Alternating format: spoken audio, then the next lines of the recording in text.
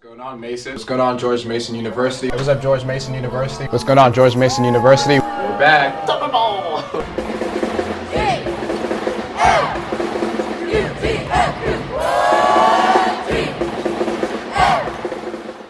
David Bernard. I'm Perry Buckley. Lindsay Hokinson. And I'm DeMonte Shaw.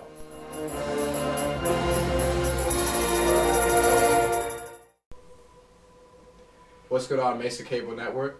Welcome, Mesa Cable Network. Welcome, George Mason University, inside Mesa Cable Networks. You already know what it is. It's the Pressbox. I'm Vandy Bernard. DeMonte Shaw. And I'm Matt Newman. And with us today, we have special guest, wrestler for the Mason wrestling team, Sahid Kargbo. Thank you for joining us, man. Anytime. Coming on. Anytime. And you know, Sahid's, we went to the same school, you know, Hayfield, our alma mater, Hayfield Secondary School, home of the Hawks. Yeah. Product placement. So I guess let's just start off with just tell us how the wrestling season's going so far. The wrestling season's gone real well so far. The coaches have been pushing us hard. We've been training real well. Everybody's been pushing himself. We have a much better outlook this season than we did last season. So, future's looking bright for us. That's good. It's good news to hear about our Mason teams. Yeah. Definitely. All doing well so far. Yeah. You want to tell us a little bit, like, how you got into wrestling or how you got your start? I started wrestling really late. I started wrestling sophomore year in high school. And I played football. I played Little League and all through high school. And my high school football coach actually was a high school wrestling coach as well. And we had practice one time, and I was a really little guy, and he was like, "Hey, you're tough, you should come try out wrestling." So tried it out, and I liked it a lot, so I stuck with it. Okay. Here I am. Yeah, that's good. That's good. Well, what is your mindset whenever you go into wrestling? Well, at first, my first match or the first couple years actually, before every match I'd be extremely nervous. My heart would beat real fast, my palms would get really sweaty, and I start off my matches really slow, but I guess I've had so many matches that it's almost like second nature now. I don't really get nervous for my matches anymore. I just kind of go out and wrestle. I don't think during my matches, my mind's kind of blank. I block out the crowd, and I usually can only hear my coaches. So I guess I'm real calm now. Yeah. I wrestle. Do you have any superstitions, any pre-match rituals that you go through? Not really. I guess the only thing that I keep constant in my wrestling is I'm always wearing white Nike socks. I always have white Nike socks. I don't ever change them to black or any other color. They're always the same white Nike socks. So Okay. I guess that could be one. Yeah. Shout out to Nike. Just do it. Just do it. And so take us through what a typical day like is for you in terms of classes, training. Just take us through what a typical day is for you in the life of a wrestler. Well, we usually have practices twice a day. So I'll wake up at 5:50 and I'll start walking over to the field house with my roommates in my home. 5:50 a.m. AM? Yeah, 5:50 a.m. Okay. A.m. Okay. And we'll head over to the field house around 6:10, and we'll get there at 6:25, and practice starts at 6:30. We usually do a lift first, and then after the lift we do a conditioning run, and then shower up, get ready for class, go to class. After class, we come back around 2:30ish or 3 o'clock around that time. We're back at the field house, and we have a wrestling practice, which ends around 5 o'clock, and go back to our room, knock out our homework, eat dinner, and repeat. All over again. Yeah. Oh man. Right back at it. 5:50 again. Dedication. Yeah. Well, speaking of dedication, we know you have to run to practice now. Yeah. So we thank you for joining us. Thank you for having me. We definitely want to have you Appreciate back on and go more in depth and get some more out of you. But we Yeah. definitely appreciate you for joining us, man. Thank you, Sahid. Appreciate that. Coming through. Okay. All right. But keep it locked. George Mason University on Mesa Cable Networks. The Pressbox. Don't go anywhere. We'll be right back. What's going on, George Mason University? Welcome back to Mesa Cable Networks, the Pressbox.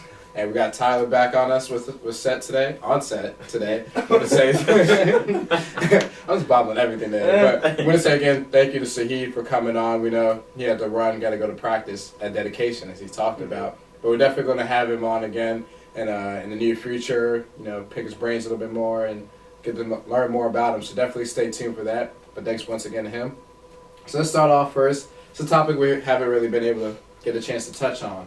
But the Washington football franchise, as a lot of people are calling it now, a.k.a. the Washington Redskins, and the recent debate is over the name, specifically the Redskins, and it being derogatory and in a racial sense.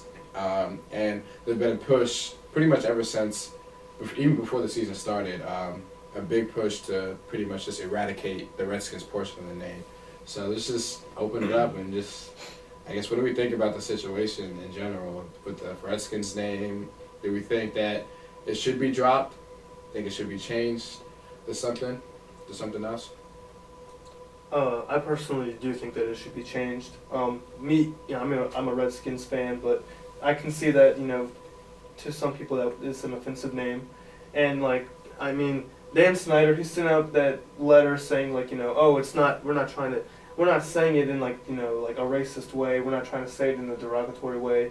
But still, it's like if you have that name and it stands for something derogatory, it's always going to be derogatory to some people. Mm-hmm. So I do believe they should change it. To what they change it, I don't really know. I think it'd be kind of cool if they gave the fans a little bit of input into that. Like that they do with the Wizards. Yeah, that way that we even though we may not some fans may not want the change to happen because, that this is the team I've rooted for my whole life, the Redskins.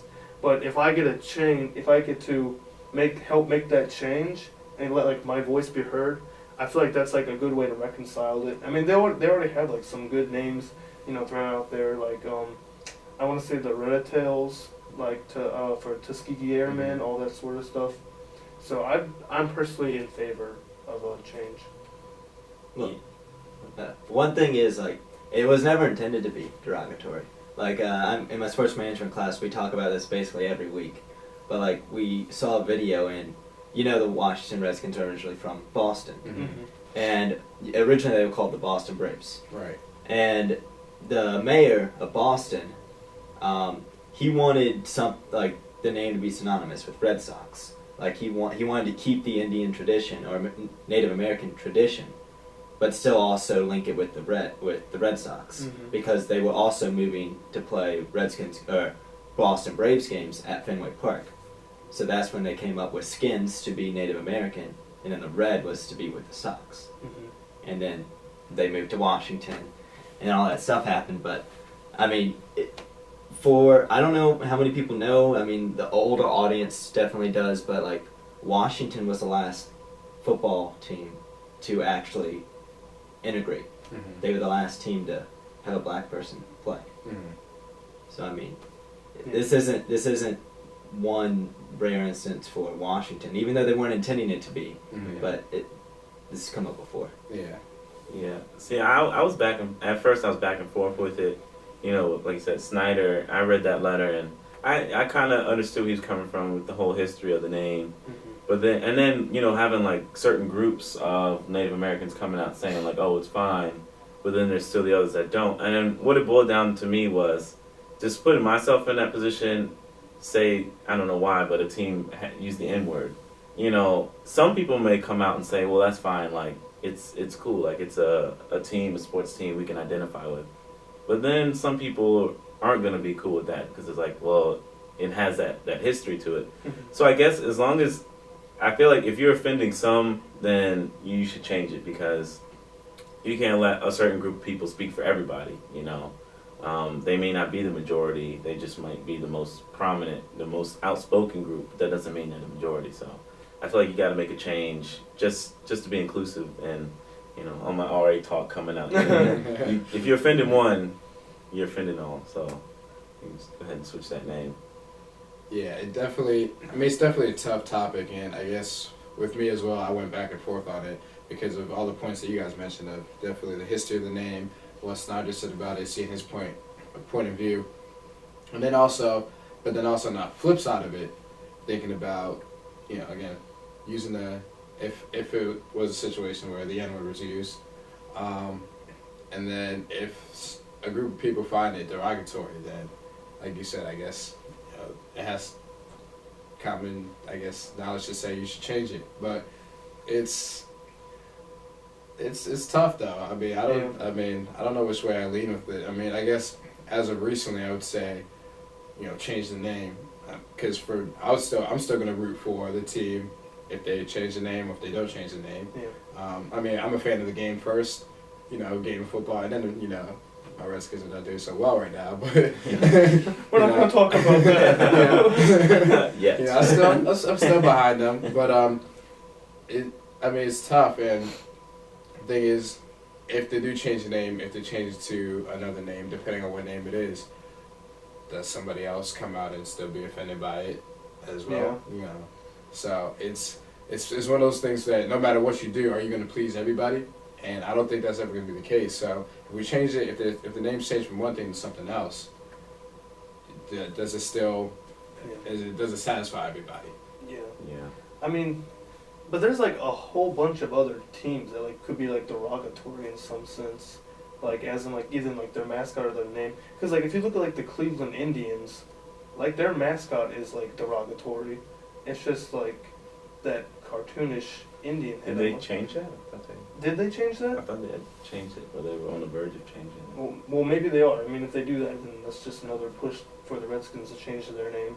But like, there's like other names that like could potentially be considered derogatory, like depending on who views them and what light they view them. That's why I see a lot of teams naming themselves after something like fictional or science fiction-y, like what was it? Like William and Mary, they were the tribe, but now they're the Griffins. I mean, who are you gonna offend using Griffins? It's a made-up bird lion thing. So I think that people are like, well, all my Griffins out there, don't come at Monte. So I feel like you can avoid offending people, but it's gonna have to be something that's like made up, where it'd be really hard to offend somebody. Like so the Washington Wizards. unicorns. Yeah, I mean, who's gonna be offended by a unicorn? Washington fans. Yeah. I'm not gonna. I said I'll support a team. I'm not gonna support a team called the Unicorns. I mean, they should be offended by the way their team's playing. So. All it's gonna take, like, I think eventually it's gonna happen. Eventually they're gonna get the name changed because Roger Goodell's gonna force Dan Snyder to do it. But all it's gonna take is for Robert Griffin III to get up in front of a microphone and be like, "I don't like the name," and Dan Snyder's like, "Okay, next season we'll get a new name." Yeah. Mm-hmm. And I mean, for Dan Snyder, I'm just like, why won't you do it? You will bring in so much revenue because everyone's going to want to buy the new gear because it's a different team name. Yeah. And like, he could pull a Jerry Jones and get a merchandise deal because that's how the Cowboys get all the money. Mm-hmm. Is because Jerry Jones, when he first got in the league, he created a deal with, I don't remember who the commissioner was then, but he created a merchandise deal where basically 3/4 of the money goes straight to the Cowboys and not to the NFL, whereas like the rest of it's like 50-50. Dan Snyder could probably be like, hey, you're forcing us to change our name. Give us like 90% of the profit for like the first 2 seasons. Mm-hmm. I mean, that would bring in a lot of money. And NFL's a business now. Yes, it's a sport. But it is. It's a business before it's a sport. Business-driven league. Yeah. Pay off some of those cap penalties they got paid. Hey, we both had them cap penalties. All right. Next season, we'll be back to full. Jerry's stride making on his it. payments. Hey, don't be coming for us on the low. All right. Every team in the NFL did that. They all deserve cap penalties if that's the case. But I mean, I guess that was going to be leading into my next question on if we thought the name was going to be changing. I think just like you said, with a lot of pressure on Snyder, he might have no choice, whether he wants to or not, to change the name. Especially if because talk has always come out of the Redskins name being offensive and should it be changed, but it's never been to a level recently like it is now about just this. This whole season, pretty much for the only thing that Redskins fans have been able to, look at was, is the name changing? And, there's dissension in the locker room. And, we're losing games. We're bad. We're awful. And, we have cap penalties. The refs trying to get you guys. And, yeah, exactly. So it's been nothing positive this year. So, I mean, one of the things that we've heard as Redskins fans throughout the whole summer and into the this whole season so far is the name change. So, we'll see where it goes. We'll see where it goes. I mean, this is definitely, I know this is the first time we've touched on it, but it's definitely not the last time we've talked on this subject. Definitely more will come out. We'll see.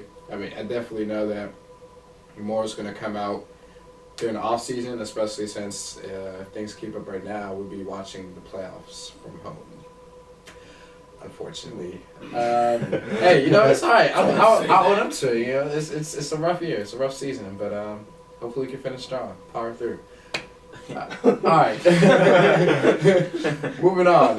We'll come back to some football talk in a little bit. Moving on, we haven't been able to really touch on NBA talk. NBA season is about a month in. Some people say the season doesn't really start till Christmas, but as NBA fans, basketball fans, it started October 29th, which is that Tuesday, October 29th on TNT kickoff. Yeah, shout out, plug. Product placement. But a month into the season, it's who are our most impressed? Who are we most impressed with? Most disappointing teams. I guess let's go with most impressed first, and we'll switch over to most disappointing teams. Well, I'll take my Heat bias out, and oh really? You taking a bias out? Yeah. What? That's strange. What it meant. I would say the Pacers. They were the last undefeated team, which was really surprising. I mean, I don't know. I mean, I know they're good, but I didn't expect them to be that team, So, I mean, they've been playing really well together. They still got their starting five together. They're playing really well. They're clicking. Paul George, if he wasn't a superstar before, he's definitely one now. I mean, they're putting the Pacers on the map. Mm-hmm. I haven't been too excited about the Pacers since Ron Artest and Steven Jackson and all those guys were there. What's up? Well, they were a very entertaining group. That's one way to put it. I'm not gonna go into detail on that one. Yeah, roll the post. Yeah, but yeah, they've been a pleasant surprise. They give the Heat a little competition out there in the East. Probably won't be enough, but it's good to watch though. That's another topic for another day. Yeah. How about them Bobcats? I don't know if anyone's been keeping up, but as of this morning, they would make the playoffs of the season. It's only a month in, but they're the 5 seed right now. Hey, Michael Jordan trying to do his thing. Cavs are creeping up there. I mean, the Bobcats are creeping up there. And then in the West, who would think Portland's leading the Northwest stole division? my other one, yeah. I mean, Portland's I didn't even realize it until you look at the Wow. standings. You're like, wait, Oklahoma City's not? Okay, it has to be Minnesota. Oh, it's not Minnesota. Oh, Denver doesn't have their coach anymore. Right. And you're like, really? Portland? Yeah. Damian Lillard, Yeah. LaMarcus Aldridge doing their thing. I mean, so you can go ahead, Matt. I was just gonna say the Pacers as well. I saw this interview and you could just tell that they were so focused. It was the 5 stars and their coach. It was on ESPN a couple nights ago, and they were just like, you could tell that they were together, like as in like cohesive as a unit, and they were just like, we're determined to make this championship. Because they were like, what is it? They said that they went back to the tape from last year's championship game against the Heat. Not championship, the Eastern Conference Finals. yeah. And they said that there was like, they think they lost because of like 12 minutes of basketball. Like where they just had like bad runs. So they're like, we know that we can win this game. They know that they can beat the Heat. They just have to play to their full potential. So I'm excited to see what they do. It'll definitely be interesting. I mean, at this point, it seems as if they're on a crash collision to meet up again. And I mean, if I would not be opposed to after last year's game 7-game thriller. Yeah. I would love to see that. So I think they've gone 7 games every time they've met. pretty much. Derek Perez might have something to say about that before the season's over. Yeah, he definitely Just- will. Just saying. Yeah, and I mean, for my team that I'm most impressed with is San Antonio Spurs, because as always, it's just flying under the radar. They, Yeah. I mean, they've got the one of the top records in the league. Right up there with the Pacers. With the Blazers, only got one loss as of right now. Tony Parker doing his thing as usual. Duncan's still playing like Duncan has over the past few years, and we actually have a Manu Ginobili sighting. Manu Ginobili He's is actually. still in the league. He's apparently so. He's He didn't retire after that. after last after the disappearing act. in the I finals. thought he retired in the finals. Ooh, burn. Kill him, Ginobili. So I definitely have to say the Spurs just always flying under the radar. You know, they're not talked about much, not only in the Western Conference or in the league, but it's right there. Of course, at the end of the season, they're going to be one of those top teams in the West, and of course, just going to be playing for the playoffs. You know, resting their guys every other game. Yep. You know, so let's switch over to most disappointing now. Most disappointing team in the league. The Wizards. I expected so much more from them this year. Yeah. I mean, you got a healthy John Wall now. You got Bradley Beal, who's emerging as an elite guard. Yeah. So much young talent there, and then you have Nene, supposed to have that veteran presence. You get You need to be Gortat. grabbing more than 4 rebounds a game now. You'll be calling somebody out. You're grabbing 4 rebounds. You're almost 7 feet, and you're grabbing 4 rebounds a game. Come on now. Sherrod Wright can do that in a joke. Come on now. You can't be calling out your teammates. Can't be calling out your teammates, and you got 4 rebounds a game. Oh. I'm sorry. No.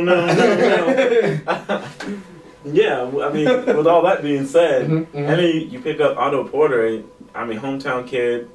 I expected more from them. I mean, yeah, and then you have your veteran trying to call the young guys, but he's not producing like he should. No. He hasn't since he's been there. No. So, What are we paying you 20-something million But for, or whatever we're paying? can I you? call them a disappointment if I almost halfway expected this though? I mean, they don't have a coach.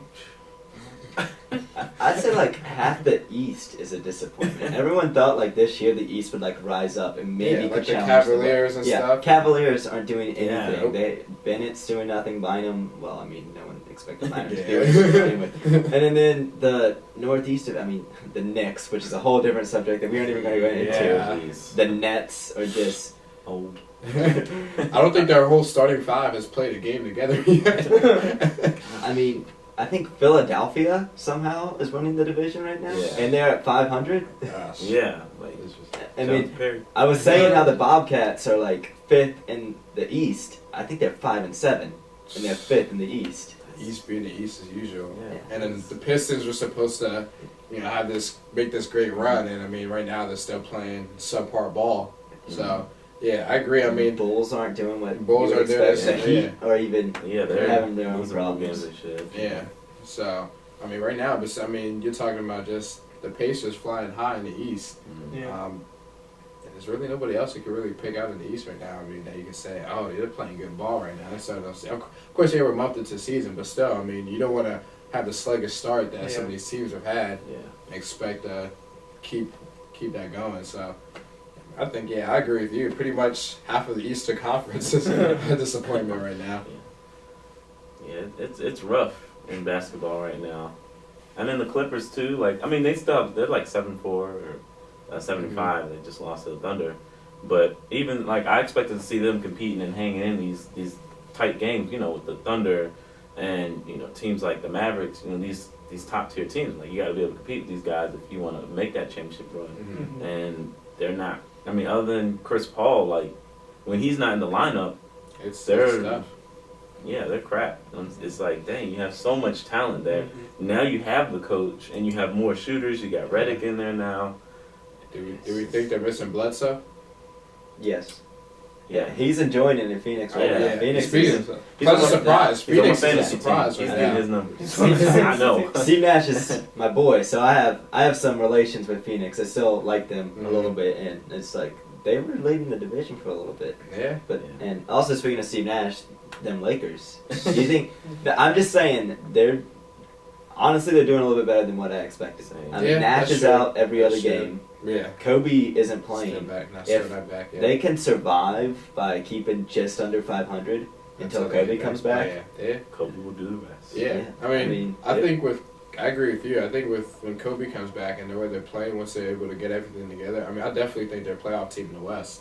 I mean, Yeah. they can definitely get themselves, about 7th seed or something, losing the first round, but make the playoffs, But, I mean, it's all about getting to the playoffs. I mean, that's what Yeah, you, anything at least, can yeah, happen. exactly. That's what you want to aim to do. Yeah, I mean, I think he's coming back pretty soon. It's not like they have Yeah. too much He longer started to go. practicing. He said he wanted to come back at the end of this month, Yeah. like the day after Thanksgiving. Yeah. I don't think they're gonna let him do Yeah, that. I think but hold off. Because like you said, they're playing all right now. If they can keep this up, I say you keep him out. near Christmas. Yeah, till around Christmas time. Keep him out as long as possible. Make sure he's ready to go. If they're still playing about 500 ball when he comes back, I mean, look out. Yeah. I'm excited to see him back on the court again doing Oh, yeah. his Kobe stuff. Yeah, Black Mamba. Different fire too. Oh, Not the normal that you would expect. hmm Yeah. All right, so that's you got anything else to add? Oh, I was gonna say, gotta love Kobe. Oh yeah, definitely. Kobe Bean Bryant. Where does the bean come from? What is that? Is that his middle name? That's his middle name. Because his dad was Joe Jellybean Bryant, and so they named. Oh, Poor guy. Yeah. Cool. His dad, Cool. his nickname was Jellybean. Not his actual middle name, but they took the jelly bean and took the bean out of that part and made it Kobe's middle name. Actual So, middle name? yeah, Kobe Bean Bryant. Yeah, I chuckled when I found that out too. I'm just calling the black Mamba. This is the Black Mamba. This is the Black I call Mamba. him Black Bean. Give him a Chipotle. Kobe. Oh, Kobe Jelly Bryant. I'm sorry, Kobe. One of the greatest of all time, but I think we started a new trend right here. Oops. But before we move back to football real quick, I want to say congrats to Dirk. I think Dirk moved up to 14th all-time on the all-time scoring list, and as of right now, projected if he keeps averaging about 22 points a game, which he's at right now, and staying healthy, he's supposed to crack the top 10 and end up the season at number 9. So he's gonna be a top 10 in scoring, and he still has a few more years to go. So Dirk is rising up there. First ballot Hall of Fame? Dude? What do you guys say? First ballot? Maybe? I think so. so. He's got the ring. Yeah. He's got the ring. I mean, you don't find many people at his size, a 7-footer, that can play the way he does. I mean, be able to, post up that little 1-footer fadeaway Yep. and also score from the outside. I mean, it's nothing like it. I mean, I think he's definitely one of, in my book, you guys can correct me if I'm wrong, but I think he's one of the greatest not the greatest, but he's one of the greatest power forwards ever to play the game. And I think by him getting that ring a few years ago just validated his status to be Hall of Famer. And the fact that he beat LeBron James Exactly. to do it. Yeah. Like, they may say it was the first year, but he still beat LeBron Exactly. James. Yeah. And he basically did it by himself. Pretty much. He had an old Jason Kidd, Yep. old Yeah. Terry. Yeah, exactly. And, I mean, there was basically no one else on the team. Yeah. I mean, he did it all. Mhm. With the flu. Yeah. That's Right. clutch. I mean, he's definitely got that. He's probably one of my favorite players to emulate. Just go out there playing street ball, just and then fall on the floor. No. Definitely made his impact on the game that way. Yeah, I would definitely say Dirk is a Hall of Famer. I mean, first ballot, I think he gets in. No question about it. So let's switch over from one Hall of Famer to, future, hopefully potential Hall of Famer to two future potential Hall of Famers in football, Peyton Manning and Tom Brady. Of course, the amount of times that they squared off. I mean, I think for us, growing up, of course you have all the rivalries from back in the day, but for us, growing up and seeing Brady and Manning, Yeah. I mean, we'd be able to look back 20, 30 years down the road and say, yeah, that was our generation's Yeah. rivalry, Brady Yeah. versus Manning. And that, I mean, we gotta, you gotta appreciate, we don't know how many more times we're gonna see Brady versus Manning. We gotta appreciate these games because it's always down to the wire. It's always just a great duel, great entertainment, great game when you see them. So this is a topic that probably will never get answered, but it's always been debated. Who you got? Overall body of work, overall career. Peyton Manning or Tom Brady? Regular season, Peyton Manning. No question. I mean, I would want him as my starting quarterback anytime. Mm-hmm. Playoff time, though, it's just... Yeah, that playoff record's not so hot. Yeah, he has only one Super Bowl. But, hey, that's only one more than Tony Romo, so... Yeah. He's a Cowboys fan. I can respect that. Hey, I don't... We have to be honest. I'm just... But it's Peyton Manning. It's Peyton freaking Manning. Yeah. And he only has one ring, Yeah. and what is it, 4 And MVPs? Eli has 2. That's Yeah, I sickening. mean, yeah. Oh my But gosh, yeah. one thing I'll never forget about the Brady and Manning Bowl, New England 4th and 2. a couple years ago. Yeah. I went for it against Indianapolis. Yeah. Bill Belichick, I've never seen you make that bad of a coaching mistake, in my opinion. But it's just, Yeah. that's one of those games I'm going to tell my kids. I mean, the George Mason versus VCU game winner. Shout out, right? I'm telling my kids that. Game 6 of the World Series 2 years ago.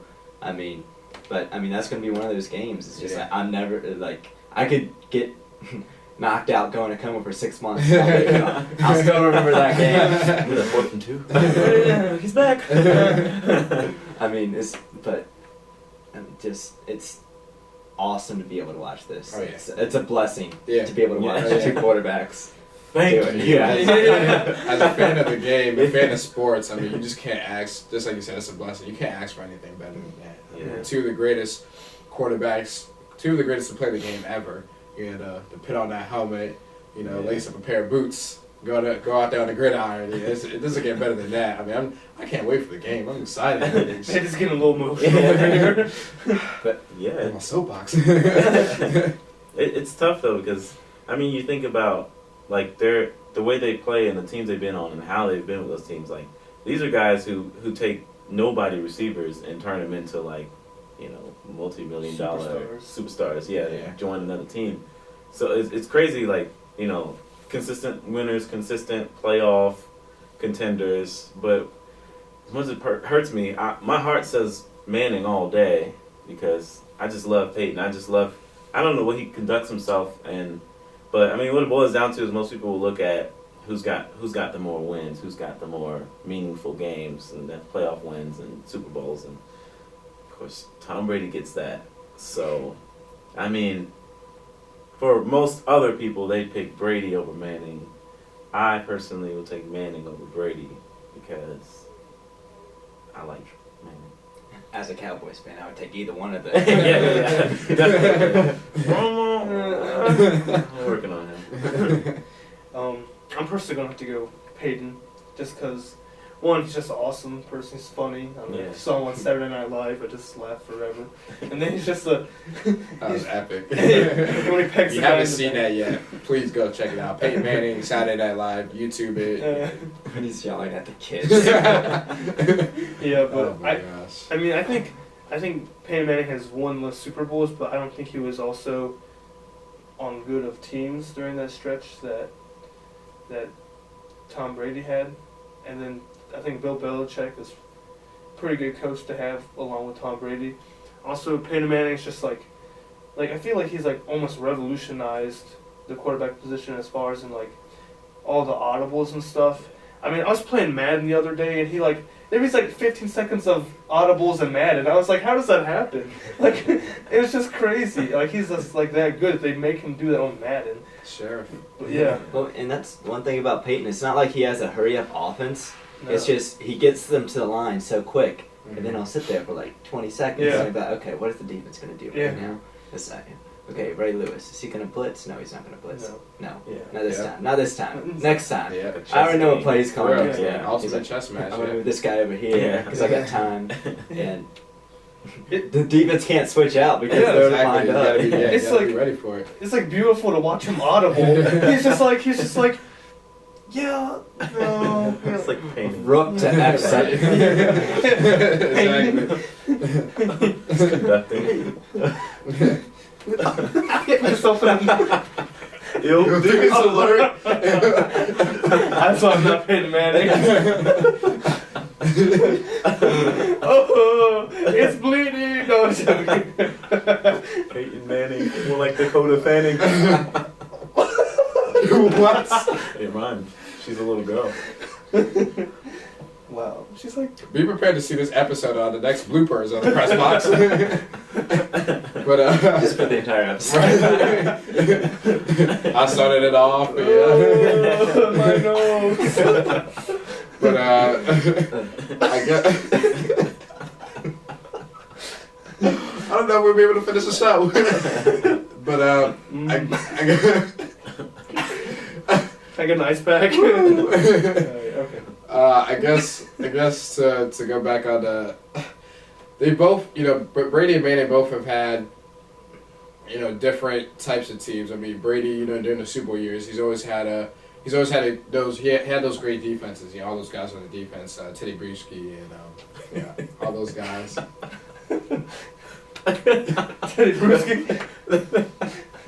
I heard something else. Go ahead. When you hear, I can't say it on camera. what? All right. Yep. Teddy Bruschi. Yep. Okay. Yeah, and all those guys on defense. Of course, I don't know if I can finish. But you know, Manning's never looked at those Manning Colts teams as having those great defenses, and I mean that could factor in sometimes, as people say that could factor in as why we're able to get have as many rings. Of course, Manning always had the better receivers. Besides those couple years when Brady had Moss, and I mean, 18-1, you know, we never happened that.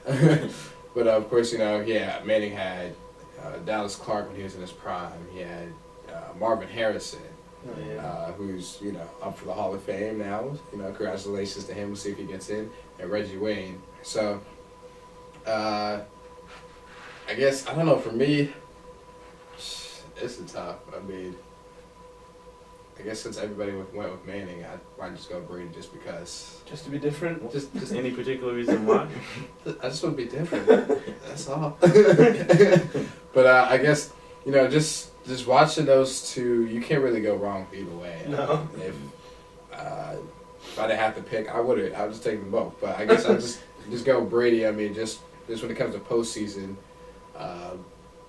just seeing Brady get it done. I mean, not recently, but when you see them get it done in the postseason, you just see him go to another level when it comes to postseason play. See Brady, no matter what, just always, unless they're playing the Giants, always rise above the occasion. I have to go Brady. I mean, who knows? Tomorrow might be Manning again.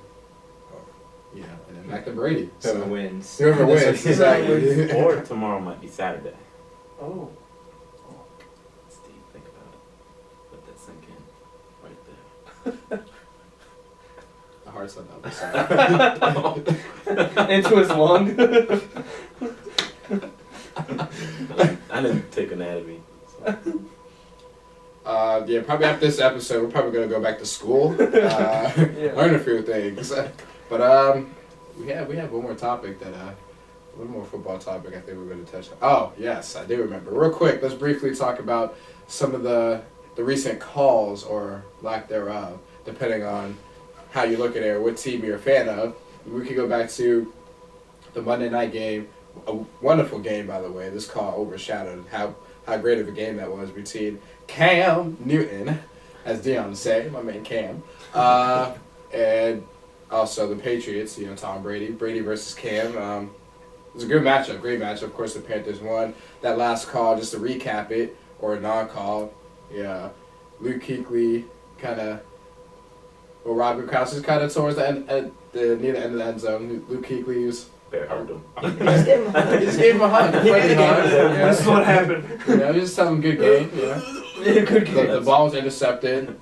Referees threw a flag.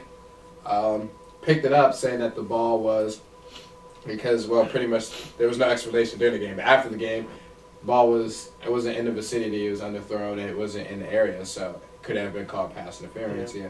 That's pretty much it. Of course, then a lot of people saying it was a holding or it should have been something. And of course, you had the call that same weekend with the Saints and the 49ers where, Brooks hit Breeze. They called it, flagged him. It was a big play in the game. Breeze ended up fumbling. Niners got it, but ended up being a 15-yard penalty, which ended up allowing the Saints to score, ended up winning the game. But before we go on that, 49ers, y'all still had a chance to win the game. Afterwards, y'all got the ball. The game was tied. Kaepernick, it was 1st and 10. He got sacked. Ended up 2nd and 19. Threw the ball away. Could have been a touchdown grounding. Y'all still had a shot. So, you had a chance to go down the field and win the game. So, call out. I'm sorry, y'all lost. No love. I recall another team having a chance to win until someone threw an interception in the end zone. Yeah, RG3 made a bad call on the 3rd and 1. Yeah. Very bad. Yo, why did you bring that up, Matt? Yeah, Kaepernick, you could have won the game. Yeah, so y'all still had a chance to win. Yes, it was a bad call, but what do we think about these recent calls or non-calls? Do we think they were good calls, bad calls? Well, I think in the moment they were both good calls. The one with where Tom Brady was throwing to Gronkowski, like I think that was a good call, as in because Luke Kuechly did interfere with him, but it was like at the same time that the guy was intercepting the ball. So I think that said that was one of the reasons they based that decision on, because he was in the back of the end zone and the guy intercepted it like way in front of him. I don't think he could have caught it anyways, but he also intercepted it like right at the same time that the pass interference started happening. So I do agree with that call. As far as the Drew Brees call, I can definitely see why they called that, because I mean if you see the play, it just looks like he just got like monster. In real on him. time, it looked bad. Like I mean it's a little replay. quarterback, strong Replay, linebacker. it was kind of like, yeah. Yeah. Yeah. I mean, I'm an intramural referee. You guys didn't know. But It's a tough it's job. just, yeah, I mean, people we don't get to see those instant replays that everyone gets to see. Like, if you saw it real time, would you have thrown the flag immediately? No, you would have thrown the flag after you saw it from 4 or 5 different camera angles. I mean, there's 7 referees on the field for the reason, because they're trying to get every angle. But the ref was right there. He saw what was happening. And, I mean, Gronkowski, if he made more of an effort to go and he was just trying to get the flag. Yeah. He wasn't trying to go back for the ball, Yeah. because like if you see Gronkowski, he's running, and then he turns around, he throws the ball, he gets interfered with, the guy's intercepted. Gronkowski's still running through the back of the end zone. It's like you aren't attempting to go towards Trying the to get ball. close to the ref, like, you Yeah. see this? Yeah. Yeah. And when you're a referee, I was taught anyways, is that if you see something, you can sit about there and you can throw the flag. And then after it, it's not like basketball where once you blow your whistle, you have to make a call. Mm-hmm. In football, you can throw your flag and you can think about it, but you don't get a look at replay. Mm-hmm. But you throw the flag, look at it. If you don't think that it was a flag, you pick up your flag, wave it off. No harm, no foul. Mm-hmm. In my opinion, he made the right call given the situation. It's a whole lot harder than a lot of people think it is. Yeah. And you have, they are official. If it wasn't for the referees, the game wouldn't be what it is. Yeah. So you have to respect the referees, unless they curse at you. And do y'all remember those replacement refs? Do we want that situation to happen again? I don't think anybody would. Remember the Fail Mary on Monday Night Football? I don't think anybody wants to have that again. That was interception. Right? And I think they both sets of refs made the proper call to get them home safely. So. Yeah, they made a business. I'm in Carolina. You think I'm calling that after they just? No. I want to go home and see my family. So yes, I'm picking my flag up and I'm running out that stadium before Tom Brady chews my head off. Oh, I'd rather fight a Tom Brady than the whole city of Carolina. The city of Carolina. The state of no. You know what I'm talking about. North. The city of Charlotte or the state of North Carolina. That's what I meant. That's what I meant. Devontae's gonna take a geography class after this. Not an anatomy major. Not a geography major. I do numbers. Hampton. Utah Valley. I'm on it all, y'all. Also, when it came to the Breeze hit, it's just like, I hate seeing that happen. When you're the referee and you're in the backfield, and you see the quarterback just get absolutely wrecked. Yes. Drew Brees, what's he, like 5'11", 5'10"? Yeah. And you see a guy that's like 6'6", got 200 pounds on him, or more than Brees anyways. Yeah. See, that's the culture created by Goodell, though, like to protect the quarterback. If it was any other player that got hit like that, it's kind of like, oh, okay. If that was a receiver, it's kind of like, oh, it's a hit. The call was like a hit towards the neck Yeah. area on the quarterback. Yeah. So that actually is a call. Yeah. On the It's on the quarterback. Yeah. Like you can tackle another player anywhere. Like I won't say anywhere. But you can tackle. If you made that tackle on anyone else, that's It wouldn't not be a call. called. Yeah, exactly. Yeah, unless he got under the horse collar or something. And so, just like you said, it's the culture now. Because if this was a few years ago before all these quarterback implemented rules, then that's the hit. Yeah. But now that's a penalty, and of course it's it makes it more difficult for the referees because now it's more subjective and judgment. It's like, oh, I mean, the referees are trained to see if it looks bad, they gotta throw the flag. And so, I mean, this is not gonna be the last time we see stuff like this, unfortunately. But you know, just enjoy football for what it is. It'll be flag football in 10 years. Stop. Don't say that. I don't know. Goodell's still commissioner. Please don't find me. Oh, you can't. He'll find a way. Go ahead with that brown paper bag, that brown envelope. There goes my RA stipend. Shutting down the press box. You're gonna need a lot more than that. But George Mason University, as always, thanks for joining us on Mason Cable Network's The Press Box. As you can see, we've had a good time. You'll probably see this whole episode on bloopers. City of Carolina. My nose still hurts a little bit. Matt's gonna get some ice pack. DeMonte's gonna take a few anatomy and geography classes. Any teachers? I'm Vader Bernard. I'm Tyler Byron. DeMonte Shaw. I'm at Newman. And as always, George Mason University. But you know, before that, have a great Thanksgiving break. You know, we'll be back afterwards. We'll probably do a few things in between here and there. But we'll be back afterwards. Let's go Mason men's soccer. Woo! Yes. We didn't even hype them up a little bit. Yeah. Always, you know. They hype themselves up. Yeah, I mean, they're doing their thing. They They're are. doing their thing. New Mexico on Sunday. Yeah. Yep. They go down. You got it. George Mason University. Press on.